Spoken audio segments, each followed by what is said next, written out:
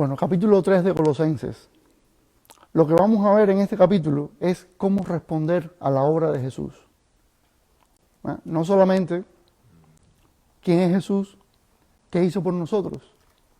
Porque aunque hemos visto aplicaciones también en esas dos enseñanzas, también debemos saber cómo debemos responder nosotros, de verdad, a la obra del Señor Jesús en la cruz. Sin eso, ninguna enseñanza tiene el valor suficiente. Porque la misma palabra de Dios siempre nos da todo el tiempo aplicaciones, ¿verdad? Y nosotros debemos encontrar aplicaciones en todo lo que leemos. Y la forma en que lo estoy haciendo es que estoy partiendo de una aplicación dada por el mismo apóstol Pablo. No es una aplicación que yo deduje, que a veces no está mal. O sea, casi siempre el predicador de verdad da una aplicación que es buena, ¿verdad?, para nuestras vidas. Pero si empezamos por la aplicación del mismo apóstol que escribe, va a estar mucho mejor, va a ser mucho más valioso. Y nosotros vamos inclusive a entender qué quería el apóstol que hicieran los primeros destinatarios de esa carta. Porque nosotros, por extensión, por supuesto, aplicamos todas estas cosas en nuestras vidas. Pero a ellos se les escribió directamente. Y creo que podemos aprender mucho de eso. Mire, el capítulo 3, después que el apóstol Pablo les advierte a los colosenses, les enseña que no se tienen que estar yendo con todo mandamiento humano y con todas reglas y cosas que le ponen las personas de no hagas esto y no toques y no hagas. Lo que le dice es, si pues habéis resucitado con Cristo, buscad las cosas de arriba donde está Cristo sentado a la diestra de Dios. O sea, él empieza a construir una teología ya desde ahí. ¿Ah? Que nosotros, eso es lo que vamos a enfocarnos nosotros hoy, en esa teología. Ahora, ¿de qué trata el capítulo? ¿Cómo sigue el capítulo? Bueno, Pablo hace dos listas aquí de pecados. Fíjese que dice, haced morir pues lo terrenal en vosotros, fornicación, impureza, pasiones desordenadas, malos deseos y avaricia, que es idolatría. Esa es una de las listas de pecados. O sea, si usted ha venido al Señor, estas son las cosas que usted debe pedirle al Señor que le quite y cooperar con el Señor también en eso, andar en el Espíritu para no satisfacer este tipo de cosas. Que al fin y al cabo la naturaleza pecaminosa nuestra, lo que nos llama a hacer es esto, esas cosas horrorosas que no son del Señor. Y después sigue en el versículo 8, pero ahora dejad también vosotros todas estas cosas, ira, enojo, malicia, blasfemia, palabras deshonestas de vuestra boca. No mintáis los unos a los otros, habiendo despojado al viejo hombre con sus hechos. O sea, todo eso ha salido ya. O sea, ¿cómo ustedes van a volver a hacer lo que el Señor ya les ha quitado con la sangre de Jesucristo? ¿Ah? Entonces, Pablo sigue explicando que hay que vestirse de nuevo hombre, donde no hay griego ni judío, o sea, ya no hay distinción de personas cuando estamos con el Señor Jesucristo. Y dice que tenemos que soportarnos los unos a los otros, tenemos que vestirnos, dice, como escogidos de Dios, santos y amados, que hay que tener misericordia, benignidad, humildad, mansedumbre, paciencia. Lo mismo que explica Pablo en todas partes acerca del fruto del Espíritu Santo, ¿verdad? Acerca de la convivencia unos con otros, que si uno tuviera queja contra el otro, que lo perdone. Personas que tienen discrepancias y quejas, es que mi fulano me hizo tal cosa, perdónelo, son hermanos en Cristo, ¿verdad? Y el amor, dice en el versículo 14, sobre todas estas cosas, vestidos de amor, que es el vínculo perfecto. Si usted lee 1 Corintios capítulo 13, que también es una carta del apóstol Pablo, ahí va a encontrar la descripción completa de cómo es el amor cristiano, cómo es el amor del que el Señor Jesucristo ha puesto en nuestros corazones. Y ahí vamos a entender mejor qué dice Pablo, qué quiere decir Pablo en realidad, profundamente, cuando dice, sobre todas estas cosas, vestidos de amor, que es el vínculo perfecto. Bueno, ¿cuál es ese amor que es el vínculo perfecto? Un amor que no tiene límites, que no conoce ningún límite. En 1 Corintios 13 está bien explicado todo eso. Ahora, que la paz de Dios gobierne en sus corazones, que la palabra de Cristo more en abundancia en vosotros, y todo lo que hagan, lo hagan para el Señor. Todo eso lo dice Pablo en este capítulo, ¿verdad? Y termina con una con otra aplicación, ¿ah? Que esa es la aplicación en la que vamos a enfocarnos después. O sea, hoy nos vamos a enfocar en el principio y el final del capítulo. ¿Está bien? Dice el principio del capítulo, de los versículos 1 al 4. Si pues habéis resucitado con Cristo, buscad las cosas de arriba, donde está Cristo sentado a la diestra de Dios. Poned la mira en las cosas de arriba, no en las de la tierra. Porque habéis muerto y vuestra vida está escondida con Cristo en Dios. Cuando Cristo vuestra vida se manifieste, entonces vosotros también seréis manifestados con Él en gloria. De nuevo, tenemos un texto bien denso en teología. Porque entendemos, si somos cristianos, entendemos qué significa esto. ¿Qué nos está diciendo el apóstol acerca de cómo responder a la obra de Dios mediante Jesús? Dice que si han resucitado con Cristo, ya estudiamos que la conversión al cristianismo es una obra del Espíritu Santo y significa muerte al mundo y resurrección a Cristo, ¿verdad? Y dice aquí, si pues habéis resucitado con Cristo, si eso ha pasado en sus corazones por la obra del Espíritu, entonces ¿qué deben hacer? Dice, buscad las cosas de arriba. Obviamente, donde está Cristo sentado a la diestra de Dios, ¿verdad? Que pongan la mirada, dice después, en las cosas de arriba. Repite de nuevo, pero entonces ahí contrapone ahora. En las de arriba, no en las de la tierra. Que es la tendencia del ser humano. El ser humano tiende a poner la mirada en las cosas de esta tierra, en lo que estamos viviendo, en lo que estamos pensando acerca de nuestras cosas, los bienes materiales, que si el trabajo, que si cuánto dinero más voy a ganar, que si qué carro me voy a comprar próximamente, que si las cosas del mundo, ¿verdad? Ahora, no quiere decir que vamos a olvidarnos completamente que tenemos responsabilidades humanas en esta tierra. Eso no es lo que está diciendo el apóstol. Lo que dice el apóstol es que espiritualmente hay que estar centrados en Cristo. Ahora dice la razón en el 3, porque habéis muerto y vuestra vida está escondida con Cristo en Dios. O sea, no es que habían muerto al mundo en el bautismo, dice, se representa con el bautismo, ¿verdad? No es que estaban muertos al mundo, ya bueno, si están muertos al mundo de verdad, tienen que saber que su vida ya no es la vida que tenían antes, sino es una vida que está, dice, escondida con Cristo en Dios. En otras palabras, ahora somos de Dios mediante Cristo. Ya nuestra vida no es lo que teníamos antes, sino que ahora está escondida con Cristo en Dios. Dice, cuando Cristo vuestra vida se manifieste, entonces vosotros también seréis manifestados con Él en gloria. Está hablando de la segunda venida de Jesús.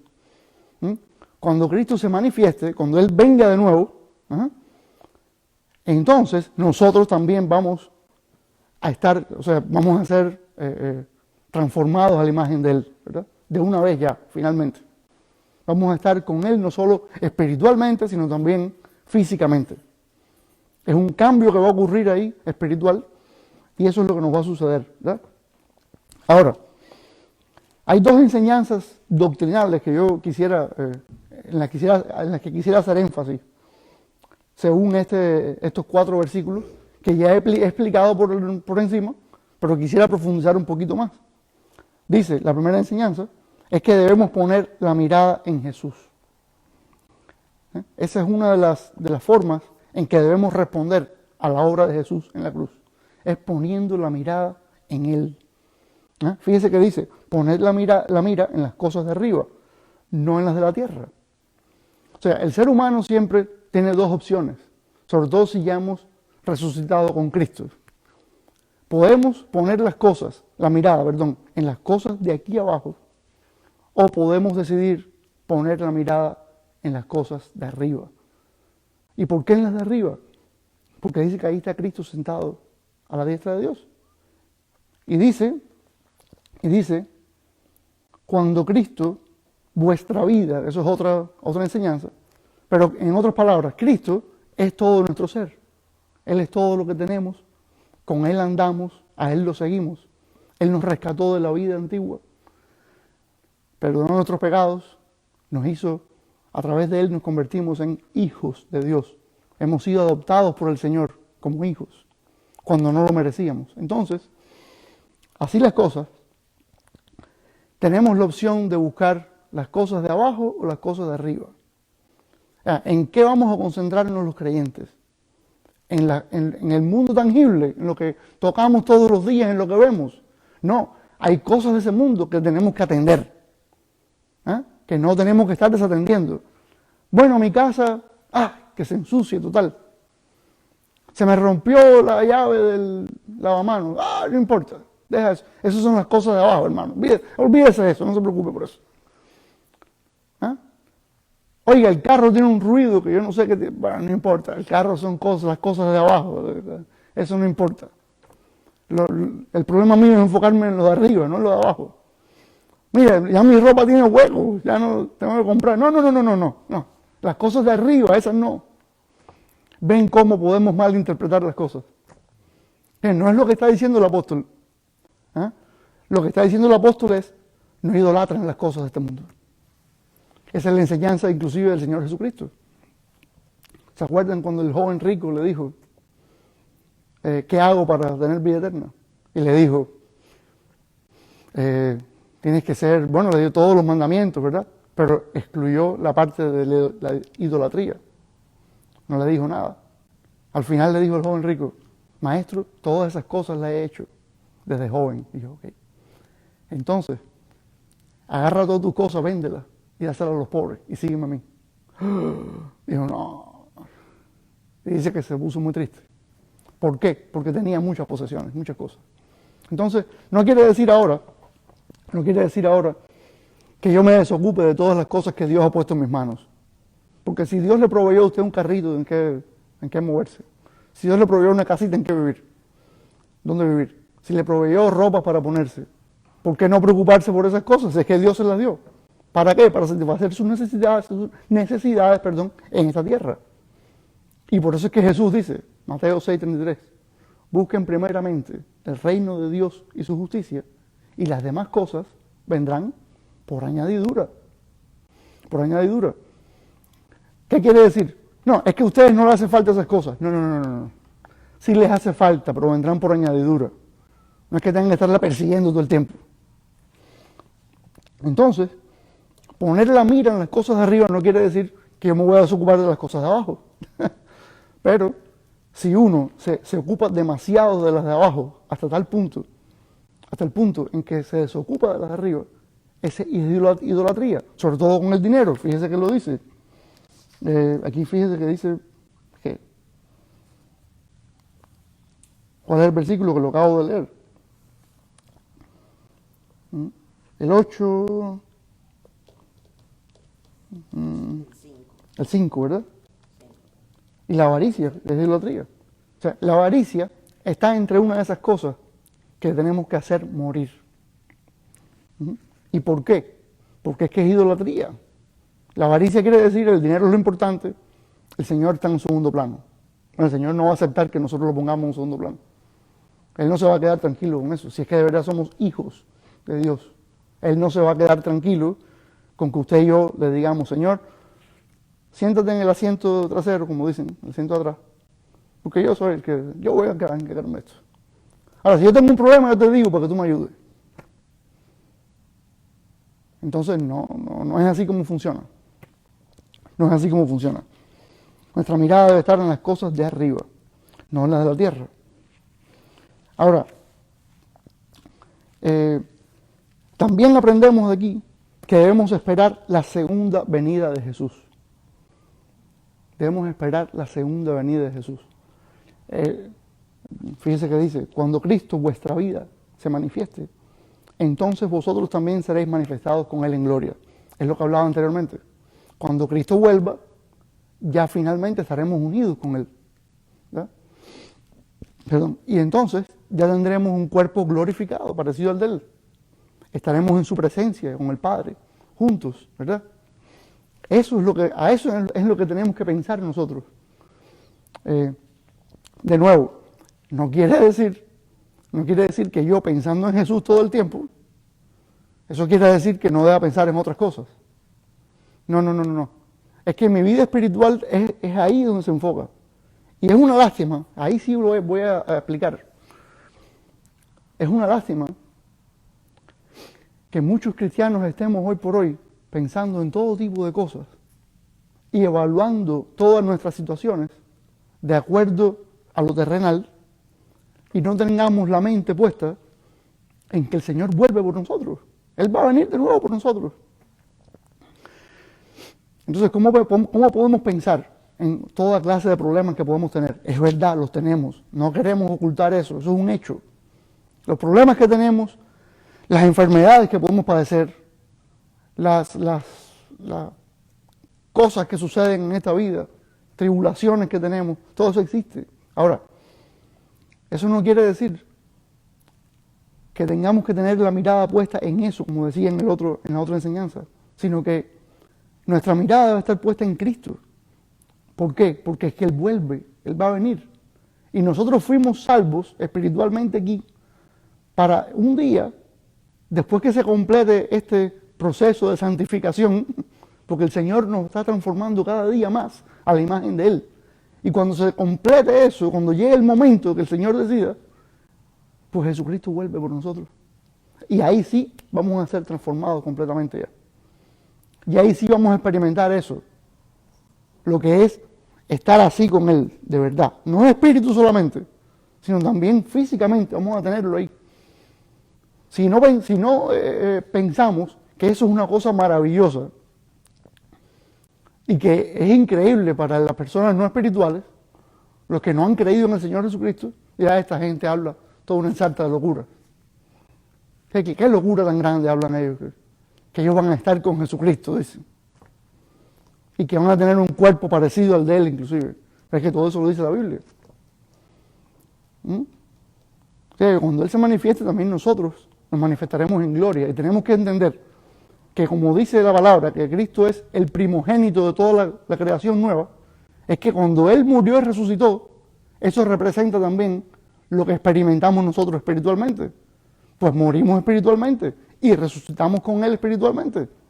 Pero la cosa no se queda ahí, sino que también un día vamos a estar con Él físicamente. En eso radica el cristianismo. Es que el Señor Jesucristo, lo sacó del mundo por el poder del Espíritu Santo, por voluntad de Dios Padre. Lo sacó de ese mundo espiritualmente, porque físicamente aquí estamos todavía. Pero un día ya no vamos a estar físicamente aquí, sino que eso que sucedió espiritualmente en nosotros se va a hacer efectivo físicamente también. Y por eso es que dice Pablo, pongan la mirada en las cosas de arriba, no en las de la tierra, porque las de arriba son de verdad nuestro futuro. Para eso es que nosotros ya fuimos hechos hijos de Dios, para estar con Él. No para seguir aquí. Aquí seguiremos hasta que sea su voluntad, proclamando sus buenas noticias, sirviéndole a la gente, mostrando la actitud, el carácter de Dios, reflejando esa imagen de Dios delante de la gente. Pero un día vamos a estar con Él. Por eso dicen, pongan la mirada en las cosas de arriba y esperen la segunda venida de Cristo. Por eso es que Él da esas dos enseñanzas del apóstol Pablo aquí. Y fíjese qué curioso que el contexto de esto sea que estaban haciéndoles, prácticamente obligando a los colosenses a hacer rituales y cosas, y qué sé yo, que nada tenían que ver con el servicio de Cristo. Y eso es bien interesante, que ese sea el contexto, que esa sea la razón por la cual Pablo explica esta teología tan profunda. Es porque ellos estaban haciendo cosas que eran las cosas de la tierra, no las cosas de arriba.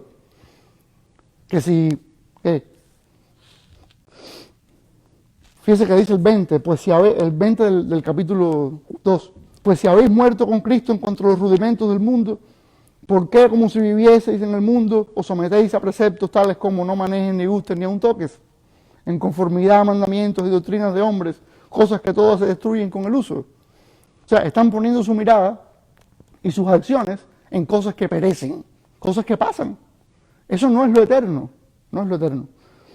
Dice, tales cosas tienen a la verdad cierta reputación de sabiduría, en culto voluntario, en humildad y en duro trato del cuerpo, pero no tienen valor alguno contra los apetitos de la carne. Quiere decir, cosas que parecen valiosas humanamente, parecen valiosas espirituales, pero si usted se quiere deshacer del pecado de verdad, Eso no hay nada para ayudarlo. En nada. No es que yo hago, es que yo no me uno con este, yo no toco esto, yo no manejo aquello. Usted es muy puro, muy santo. Pero es que, según la palabra del Señor, eso a usted no le va a proporcionar nada. Y en ese contexto es que Pablo dice, si pues habéis resucitado con Cristo, buscad las cosas de arriba. ¿Y por qué las cosas de arriba? Porque ahí donde está Cristo sentado a la diestra de Dios. Y en la segunda enseñanza, fíjese que dice, cuando Cristo vuestra vida, y quiero hacer esa aclaración de esa frasecita, esa vuestra vida se encuentra en español aquí entre comas, es como una frase aclaratoria, ¿verdad? Usted puede quitar una frase así de la oración, gramaticalmente, vamos a decir, en el idioma, usted puede quitar eso así, eso de ahí, y toda la oración sigue teniendo sentido. ¿Ya? Yo podría decir, cuando Cristo se manifieste, entonces vosotros también seréis manifestados con Él en gloria. Te quita eso porque es una frase aclaratoria, entre comas. Sin embargo, el apóstol dijo, no, yo voy a poner esa frase ahí. ¿Por qué? Porque es que Cristo es nuestra vida. Es lo mismo que el hecho de que nuestra vida está escondida con Cristo en Dios. Es lo mismo que está diciendo. ¿Se dan cuenta que Él dice lo mismo en todo el pasaje? Esos 4 versiculitos dicen lo mismo. Ahora, cuando uno va a estudiarlo, está bien dividirlo en enseñanzas distintas para entender mejor. Pero cuando vamos a ponerlo en práctica, no tenemos que hacer eso, sino tenemos que entenderlo como un todo. Como un todo. Ajá. Eso es lo que él dice, lo que el apóstol Pablo dice. Pongan la mirada arriba, en las cosas de arriba, porque ahí está Cristo. Porque Él es la vida de ustedes. Él es la vida de ustedes. Y cuando Él venga, también nosotros vamos a ir con Él. Y vamos a ser parecidos a Él. Entonces, por eso. O sea, la conclusión es, no pongan la mirada en las cosas de aquí, sino en las de arriba. Ahora, pasajes bíblicos que apoyan estas doctrinas. Fíjese, dice un pasaje muy conocido de Hebreos 12, del 1 al 2. El autor de Hebreos está hablando en el capítulo anterior, capítulo 11, que ya hemos visto ese capítulo aquí otras veces. Él está hablando acerca de las personas del Antiguo Testamento que siguieron a Dios por fe. ¿Ah? Y lo que está diciendo aquí es que ellos nos están observando de arriba. Ellos están viendo cómo nosotros estamos haciendo ahora, ¿verdad? Y dice, por tanto, nosotros también, teniendo en derredor nuestro tan grandes nubes de testigos, tanta gente que nos está mirando, ¿verdad? Despojémonos de todo peso y del pecado que nos asedia y corramos con paciencia la carrera que tenemos por delante. Eso es lo que tenemos que hacer los cristianos.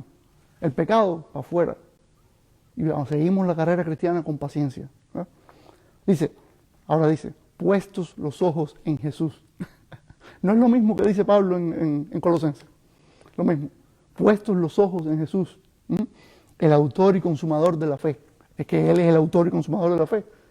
¿Ah? El sacrificio de Jesús. Entendamos que la cruz de Cristo es el centro del cristianismo. Vida, muerte y resurrección y ascensión del Señor Jesucristo. Ese es el cristianismo. Ese es el mensaje central del evangelio. Y si una de esas cosas no sucedió, no hay evangelio. Por eso cualquier ataque en contra de eso es una herejía.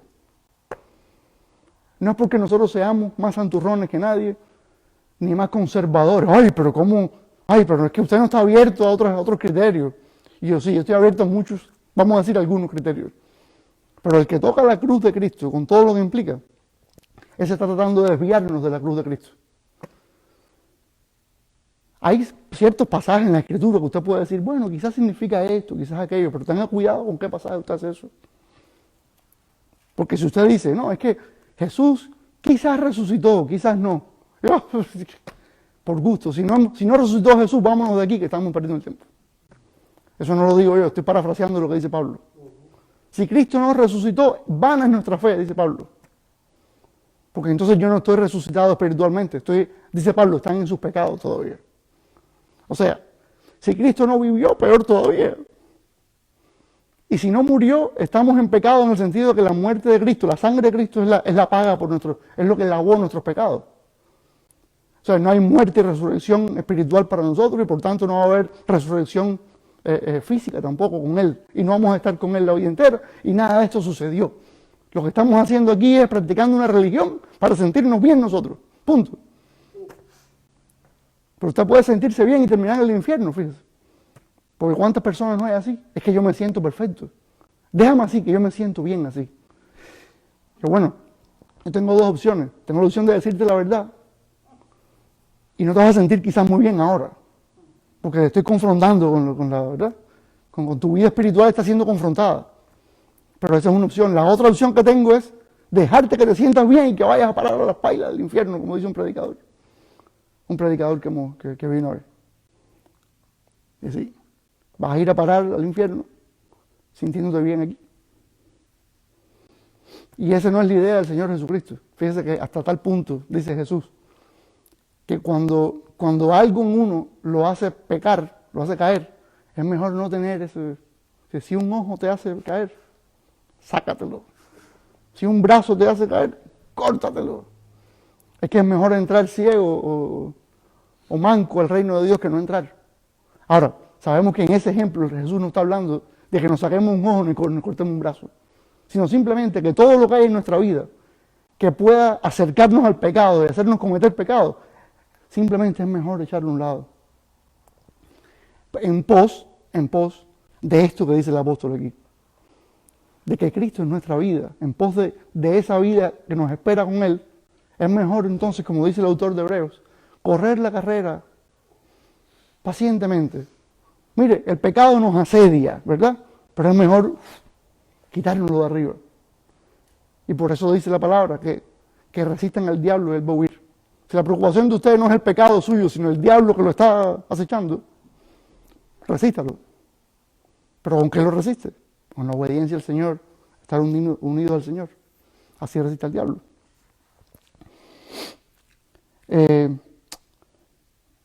Y fíjese lo que dice de Jesús después que dice que es el autor y consumador de la fe, dice el autor de Hebreos, el cual por el gozo puesto delante de él sufrió la cruz. O sea, la cruz no era el gozo era lo que venía después. Él sufrió la cruz, no fue nada gozoso. Recuerden que en la cruz él dijo, Dios mío, ¿por qué me has desamparado? Nada gozoso tuvo sufrir en esa cruz, pero lo que venía después de la cruz, él fue el primogénito de la nueva creación. El Dios Padre puso bajo su potestad, todo lo que existe. Imagínense. Y no es un gobernante, Jesús no va a ser un rey, no es un rey explotador, ni mucho menos. No. Ese es el rey que murió por usted y por mí. Entonces, ¿qué hizo Jesús en la cruz? Dice, menospreciando el oprobio. Era oprobio, era un insulto, era vergonzoso estar colgado en una cruz. El Antiguo Testamento dice que todo aquel que cuelga de un madero es maldito. Entonces Jesús se hizo maldición por nosotros. Su cuerpo de carne, fue maldición en ese momento. Pero Él no pecó. La maldición esa fue porque la maldición de nosotros, que nos tocaba a nosotros, cayó sobre Él. Pero no fue porque Él pecó. Porque Él no cometió ningún pecado, sino que siendo Él limpio de pecado, tomó el pecado de nosotros y hizo maldito por nosotros, para que fuéramos bendecidos nosotros.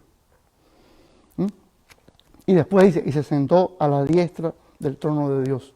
Es lo que dice Pablo aquí, es que Él está a la diestra de Dios, a la derecha de Dios. Ahí tenemos que nosotros poner nuestra mirada, ¿verdad? Ahora, dice Pablo, el mismo Pablo dice ahora, en Filipenses 3, 20 al 21. Mas nuestra ciudadanía está en los cielos. Cuando uno es ciudadano de un país, qué bueno es eso, ¿verdad? Sobre todo los que somos ciudadanos de un país en el que no nacimos. Que a uno supuestamente no le tocaba ser ciudadano de ese país, pero pudimos convertirnos en ciudadanos de ese país. Sabemos lo que es ser ciudadanos de un país. Y dice Pablo que nuestra ciudadanía está en los cielos. Es decir, ahí pertenecemos nosotros ahora, a los cielos, a la presencia del Señor. Esa es nuestra casa verdadera. Que Jesús dijo que en casa de su Padre había muchas moradas y que Él iba a preparar morada para nosotros. Se lo dijo a sus primeros discípulos. Eso continúa. A los demás discípulos se extiende a nosotros. Si yo no se los hubiera, si no fuera verdad, no se los hubiera dicho. ¿Eh? Dice, nuestra ciudadanía está en los cielos, de donde también esperamos al Salvador. ¿Ve? Es la misma idea. Estamos esperando a Jesucristo. Dice, al Señor Jesucristo, el cual transformará el cuerpo de la humillación nuestra, este cuerpo carnal, en el que todavía hay pecado, por cierto. Si usted no cree eso, eso no es lo que dice la Biblia. Dice la Biblia que todavía tenemos tendencia al pecado, ¿verdad? Dice, para que sea semejante al cuerpo de la gloria suya. Lo que estaba explicando anteriormente. Cuando Cristo vuelva por nosotros, nuestro cuerpo será semejante al cuerpo de Él. No es locura lo que estoy hablando, es simplemente lo que dice la palabra, ¿sí? Para el mundo es locura. ¿Está bien? Dice, por el poder con el cual puede también sujetar a sí mismo todas las cosas. Es lo que le decía, el Padre le dio al Hijo potestad sobre todo lo que existe, ¿verdad? Y a Él están sujetas todas las cosas. Entonces, estos son dos pasajes que apoyan el hecho de que Pablo aquí en Colosenses sí está explicando esas cosas que yo les he explicado. Y es muy importante, es una práctica muy importante para nosotros, poder buscar otros pasajes de la Biblia que digan lo mismo, sea del mismo autor, que bueno, pero si es de otro es más poderoso todavía, en el sentido que hay personas que no quieren aceptar. Pero mira, no es Pablo solamente, es que bueno, eso es lo que dice Pablo. Eso lo dicen todos los autores bíblicos. Ese es el evangelio que todos predicaron y que dejaron escrito ahí. ¿Saben? Ahora, es interesante ver cómo Pablo aplica esa teología a las relaciones interpersonales también. Ya no es solamente cómo yo debo reaccionar, responder a la obra de Jesús, sino también cómo debemos nosotros todos responder a la obra de Jesús. Cuando se trata de relaciones personales, no solo yo solo. A ver, dice, los versículos 18 al 25, fíjese lo que dice, fíjese cómo Pablo habla aquí del sometimiento de los unos a los otros. Ya no hay jefes como tal, sino que todos debemos estar subordinados a los otros de acuerdo con el lugar donde Dios nos ha puesto, ¿verdad? Pero no debemos querer ser ahora, no, yo soy el que más manda. Y eso no existe en el cuerpo de Cristo. Fíjense, dice, casadas, estad sujetas a vuestros maridos, como conviene en el Señor. O sea, la mujer casada sabe que el líder de su casa, su familia, es su esposo. Y así debe ser, debe estar sujeta a ese liderazgo. Ahora, las mujeres siempre dicen, hombre, ¿qué va? Yo no me sujeto a mi marido. No. Usted no sabe cómo es mi marido. Sí, pero es cristiano. Sí, es cristiano, pero imagínese. Digo, mire, sujetarse a un marido cristiano, mire lo que le va a traer como consecuencia. Maridos, amad a vuestras mujeres y no seáis ásperos con ellas. No se trata de quién da el primer paso, se trata de dar el paso. Se trata de dar el paso porque ese es el orden del Señor. Y si de verdad hemos resucitado con Cristo, como dice Pablo, esto es lo que nosotros vamos a hacer. Vamos a entrar poco a poco en el orden del Señor, en el poder del Señor, con la ayuda de Él, en el poder de su Espíritu Santo. Pero tenemos que nosotros querer caminar en ese poder del Espíritu Santo. Porque si decimos, no, pero yo ahora no quiero hacer eso, ¿cuántos años más va a cargar usted con el hecho de que no está en el orden del Señor? ¿Cuántas tristezas más va a experimentar usted en su vida cristiana por no estar sometido a ese orden? Tanto los esposos tratar bien a las esposas, como la esposa subordinarse al esposo. Si no hacen eso, va a ser una vida cristiana bien triste, porque no es el orden del Señor. Dice, hijos, obedeced a vuestros padres en todo, porque esto agrada al Señor. Mira, el hijo desobediente en el Antiguo Testamento, lo apedreaban. Lo llevaban con los ancianos del pueblo. Si no quería entrar en razón, lo apedreaban. Esto no se transmite a nosotros. El mensaje de Jesucristo no es ese. No es que cumplamos esa parte de la ley. Esa parte de la ley no hay que cumplirla. Pero sí nos queda el ejemplo de que es una cosa muy seria la obediencia de los hijos a los padres. Ahora, dice que los padres, padres, no exasperéis a vuestros hijos para que no se desalienten. Mire, es que los padres pueden desalentar a los hijos. Porque a veces las cosas que le hacen y le dicen, los sacas de quicio. Entonces, no es cuestión de quién lo hace primero, de nuevo, sino es que el hijo obedezca al padre y que el padre no sea áspero con el hijo. Y son cosas que los dos debemos hacer, padre e hijo, ¿verdad? Y es el orden del Señor. Es el orden del Señor. De ahí van a salir solo cosas buenas.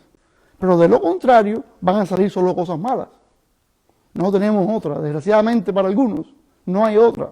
¿Verdad? Dice, siervos, obedeced en todo a vuestros amos terrenales, no sirviendo al ojo como los que quieren agradar a los hombres, sino con corazón sincero, temiendo a Dios. O sea, ahora mismo aquí donde estamos no hay esclavitud. Simplemente hay empleados y empleadores, ¿verdad? Ahora, el que trabaja para alguien, por favor, trabaje para esa persona como si estuviera, vamos a decir, sabiendo que Dios lo está mirando. Sabiendo que Dios lo está mirando. No es porque, es que el jefe me está viendo ahora. Déjame hacer bien las cosas ahora. Pero en cuanto él vuelva a la cara, se fue todo lo mismo. Yo me siento ahí, qué sé yo, y ahí no pasó nada. Y al final me voy con mi dinero de todas maneras, que es lo que me interesa. Es que ese no es el orden del Señor. Es que si de verdad hemos resucitado con Cristo, vamos a saber que Él nos está mirando. Y queremos honrarlo en todo, ¿verdad? Ahora, dice, y todo lo que hagáis, hacedlo de corazón, como para el Señor y no para los hombres. Es lo mismo, es una extensión de todo, ¿verdad? Todo lo que hagan, los siervos deben hacerlo de corazón, ¿no? Como para el Señor y no para los hombres. Dice el 24, sabiendo que del Señor recibiréis la recompensa de la herencia, porque a Cristo el Señor servís. O sea, nosotros servimos no al ojo humano, sino a Cristo. Y la recompensa de la herencia no es más que lo mismo que el apóstol Pablo estaba diciendo antes, que vamos a ser resucitados con Cristo, vamos a estar con Él y vamos a recibir un cuerpo parecido al de Él. Es eso. Dice el 25, mas el que hace injusticia recibirá la injusticia que hiciere, porque no hay excepción de personas. Eso no quiere decir que usted va a perder la salvación. Lo que quiere decir es, si usted de verdad es creyente, usted va a hacer estas cosas. Pero si usted decide no seguir a Cristo, entonces usted va a recibir el castigo que se merece. Porque en realidad todos nos merecíamos ese castigo. Y el que dimos el paso por fe, gracias a Dios, que movió nuestros corazones, eso no vamos a tener ese castigo. Pero si usted insiste en hacer lo incorrecto delante del Señor, ya el Señor proveyó el camino que es Cristo. Pero si usted no se alinea con ese camino y no acepta por fe la obra del Espíritu Santo en usted, no hay más que se pueda hacer, no se puede hacer más. Como dice el autor de los Hebreos, ya no hay otro sacrificio que se pueda hacer. Si usted ya conoce al Señor, usted ha oído su palabra, ha estado entre la gente de la iglesia, ya no hay otra cosa que hacer por usted, y el sacrificio se hizo. El que rechaza eso, ya no hay más nada. Ese es el camino. Nadie viene al Padre sino por mí, dijo Jesús. No hay otra forma. ¿No? Ahora, el capítulo 4, versículo 1, es una continuación de esto, es el último versículo de este pasaje. Se dividió así, no sé por qué, pero ese versículo 1 pertenece a lo mismo, ¿verdad? Y es fácil de comprobar. Siempre, en todo lo que hemos leído, casadas, tal cosa, maridos, tal cosa, padres, tal cosa, hijos, más cual. Y ahora, siervos, y no dice nada de los dueños. O sea, en nuestra vida cotidiana de hoy, empleados, los empleados tienen que trabajar para los empleadores, como para el Señor, y a mi empleador no le vas a decir nada. ¿Quiere decir que él puede hacer todo lo que él quiera? No, tampoco él puede hacer todo lo que él quiera. Dice, el 1, amos, haced lo que es justo y recto con vuestros siervos, sabiendo que también vosotros tenéis un amo en los cielos. O sea, Dios es el amo de todos. Independientemente de que usted tenga a alguien trabajando por usted. Usted es el jefe, el dueño, lo que sea, supervisor, como usted le llame. Pero, por encima de usted, en otras palabras, usted no es el mero. Usted no es el jefe de todo, que por encima de mí no hay nadie. Porque el Dios del universo el que creó los cielos y la tierra, y el que sostiene todo por el poder de su palabra. Ese es el dueño de todo y el amo suyo. Aunque usted no sea cristiano. Qué pena, pero aunque usted no sea cristiano, Dios tiene poder sobre usted. Y por eso lo llama. Ven a mí. Ven a mí. Mi hijo murió por ti. Mi hijo murió. No te estoy amenazando, te estoy ofreciendo a mi hijo una cruz para con su sangre lavar tus pecados. Y que seas mi hijo también. Ese es el amor más grande que se puede demostrar por alguien. Y Dios lo hizo. Por eso, el que tiene empleados, sea también justo y recto con su empleado. ¿Eh? Entonces, ese es el mensaje de hoy. Ese es el mensaje de hoy. Y Pablo lo aplica así, ¿verdad? Nosotros hemos sido resucitados con Cristo, por tanto, busquemos las cosas de arriba. Cristo vuelve por nosotros, por tanto, pongamos la mirada en Él y no en las cosas de aquí, ¿verdad? Ese es el mensaje de hoy. Pablo lo aplica de varias maneras, nos hemos enfocado un poquito más en las relaciones entre nosotros, porque creo que es bueno para nosotros escuchar estas cosas, aunque ya los que estamos aquí somos cristianos, pero es bueno que todos escuchemos, inclusive nosotros, estas cosas, porque esto es lo que vamos nosotros a enseñar después. Esto es lo que vamos a enseñar después, y es bueno saber dónde está, en qué libro podemos encontrarlo, bien simple. Claro, en Efesios quizás está más amplio, en fin. Pero eso se dice muy claro en el Nuevo Testamento. Es lo que el Señor espera de nosotros. Y es el resultado de la obra que el Señor ha hecho en nosotros. No es lo que yo tengo que hacer para ser cristiano, sino es lo que yo hago como resultado de lo que el Señor ha hecho por mí. Así que, si usted no es cristiano, que me está viendo por internet, entréguele su corazón al Señor, hablando de su corazón. Si oyes hoy su voz, no endurezcas tu corazón. Eso hizo el pueblo de Israel hace muchos años, muchos siglos. No lo hagan ustedes, no lo hagan ustedes, sino hablando en su corazón, abran su corazón al Señor. Y gracias a Él van a poder hacer todas estas cosas. No las hagan antes de abrirle su corazón al Señor. Eso es frustrante, eso no van a poder hacerlo. Él es el que lo va a hacer en usted. Ahora, si usted le abre el corazón al Señor hoy, después, eso es un compromiso de caminar con Él, en el poder de su Espíritu. No vale de nada que usted hoy le pida al Señor que lo salve, que lo limpie de pecado, y que mañana usted esté igual. Eso no es una oración efectiva. Ahí no pasó nada. No pasó nada. Así es que entendamos esto, entendamos que el Señor quiere que nosotros nos enfoquemos en Él y que esperemos la venida de Jesucristo. Así tenemos que vivir los creyentes. Señor, gracias por tu palabra. Te pedimos, Padre, que tú, inclusive a nosotros los creyentes, Señor, que tú obres en nuestros corazones cada vez más para poder ir de gloria en gloria y de victoria en victoria. Que tú nos ayudes, Señor, si en algún momento hemos quitado la mirada de ti, de tu Hijo Jesús, Señor, que volvamos a ponerla. Perdónanos, Señor. Perdónanos si en algún momento nuestra mirada ha estado en otras cosas y no en ti, Señor. Queremos volver a mirarte a ti, Señor, porque sabemos que ahí es donde estás tú, Señor Jesús, sentado a la diestra del Padre. Ahí estás tú. Ayúdanos, Padre, a pensar, que tu Espíritu Santo, Señor, nos ayude a pensar en la segunda venida de tu Hijo Jesús. En eso queremos centrarnos. Y cuando hablemos con otras personas, eso es lo que queremos explicarles. Que nuestra vida está escondida con Cristo en ti, Señor. En ti, nuestro Padre. Ayúdanos, Padre, que tu Espíritu Santo sea quien nos guíe y nos convenza. Y quien también nos consuele por todas las cosas que pasamos a diario. Todo te lo dejamos en tus manos, sabiendo, Señor, que tú respondes a este tipo de oraciones, porque esta es tu voluntad perfecta. En el nombre de Jesús. Amén.